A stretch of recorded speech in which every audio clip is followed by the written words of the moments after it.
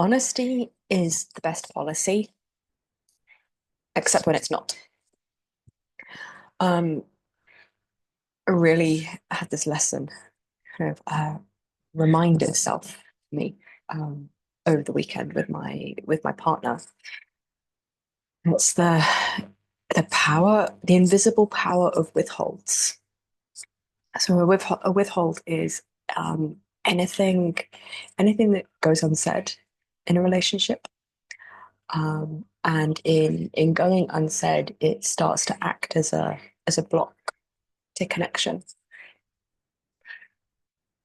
There's a whole bunch of reasons why I have withholds. I'm going to talk about one in particular because I think, I mean, A, it's really real for me, but B, I think it's a really good example. So some of you know that I am going back to university in September for a year. What you might not know is that my partner of 5 years is going to be staying here in Bali for that time. And on Saturday, we were both quite grumpy. We've been sick and kind of lethargic, and he made this kind of like offhand comment about me not coming back, and that he was scared that when we say goodbye in September, that's the last time he's going to see me. And what I have usually been doing is trying to kind of like, you know, like assuage his fears. Be like, well, yes, of course that's a possibility, but blah blah blah blah blah. And I don't know why, but this time it really stuck with me. I was up for quite a lot of the night thinking about it. And yeah, on Sunday we had a conversation, and I was able to admit that, yeah, I think there's a pretty strong chance that I'm not going to want to come back to Bali in 2026. Now, obviously, has huge ramifications for our relationship, and I've been really scared to admit it to myself, let alone to him. And here's the thing: I sometimes have this felt sense that things aren't real until I say them out loud. Something about bringing words to them that makes it more tangible. And that's a real felt sense of mine. I don't want to like deny that. The place where it's misplaced is that it's still real for me, even if it's just inside my head, even if it's just in my body and I haven't expressed it verbally, it is still real. Putting words to it doesn't make it real. It can give it more form for sure, but it's still real. And I asked my partner to sort of share a little bit, and asked him, what was coming up for him, how he felt. And he said relieved, validated. That, yeah, this was something that he had known in some way, but because I wasn't acknowledging explicitly, he was sort of um yeah, almost like gaslighting himself a little bit. Um, yeah, I was really scared of upsetting him, and like it was a really it wasn't not an easy conversation for either of us. Um, but what I was really tracking during the conversation was the more honest I was being. It really opened up space for him to be honest and vulnerable in a way that um, he isn't always, where I'm not always. Um, and that we really met each other in that, and we're able to start to talk about some more practicalities, like what do we want to do and how are we gonna navigate this. And I really had this sense of us being back on the same team, rather this being something that I am single-handedly dealing with. I'm kind of like, oh yeah, this is about our relationship and we can deal with it together. Um, yeah. So I think the other thing that really comes up for me around this is the way that I caretake other people's experience. And it's not like I tell myself it's because I don't want to upset them. And there's some truth in that. uh, But it's not that I don't want to upset them for them. If I'm really honest about it, when I caretake, it's I don't want to deal with it. I don't want to deal with the difficult feelings. Kind of, yeah. How can I have them like not have feelings about something? And I think I've said this before, the difference between caring and caretaking. So when I really care about somebody, I want to support them through the experience that they're having, but my care has space for them to have all of their feelings. Yeah, which is kind of where I was able to come from. Yesterday was like, yeah, this is upsetting. This is difficult, and you're allowed to, like, yeah, I'm I'm here. I'm here for the feelings. Whereas where I'm caretaking, this is kind of like smothering. It really comes from an anxiety in me. Like if I'm really honest about it, I was worried that if I admitted this now, then he would like want to end our marriage now. And not only do I not want that, but then like what do I do for the next 3, 4 months, and where do I live? And like I was really scared of that. And so it's easier to kind of like just not say it. Try and bury it. But the thing is, like, it's not buried, it leaks out. So the thing about withholds, I do not have as good a poker face as I think I do. Like, it leaks out in these subtle ways. So that's my case for honesty being the best policy. It is already in the space.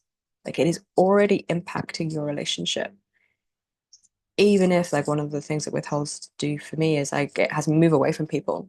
Like I had this with a friend recently where there's something that I hadn't shared, and I was like, oh, it feels difficult to share it. So I was just avoiding her. So it's already having an impact. Um, when do I think honesty is not the best policy? There's a few things. Part of this is the how. Like when I say honest, I do not mean unfiltered, uncaring, trauma dump on on somebody else.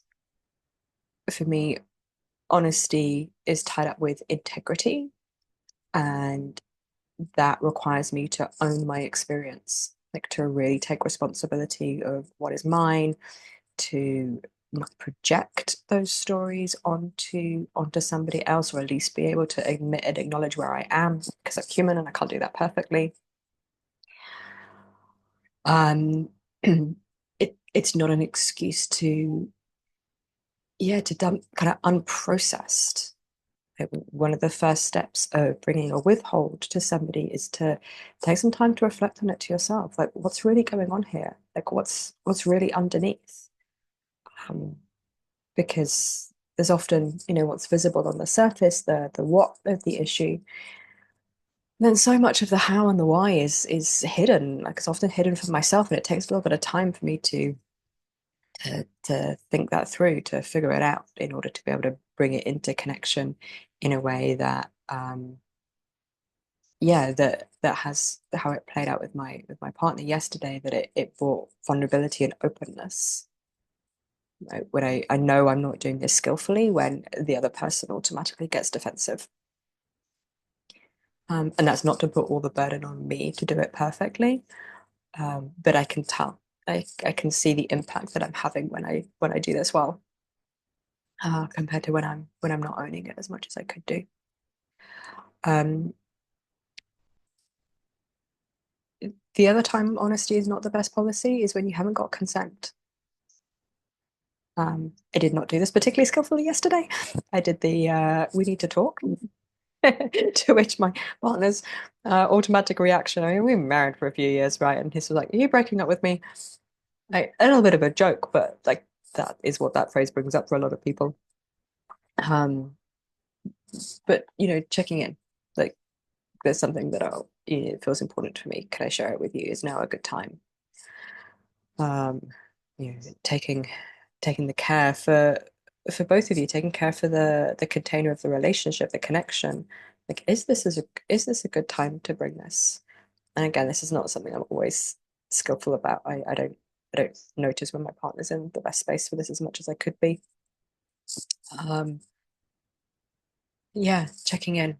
Like, are they open to receiving your honesty?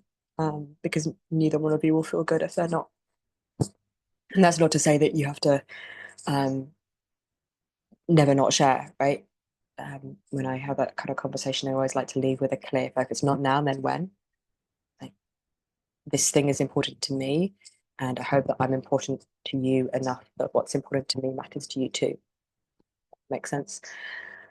Um, so leaving with a sense of when we might have that conversation. Um, and if somebody is consistently not open to it, then that's data in its own right. Anyway, I'm starting to waffle a little bit. So yeah, I want to acknowledge again, this is really not easy. There were tears yesterday, um, and and it opened up space for some really beautiful connection between us. So a sense of like, okay, yeah, we're on the same team again.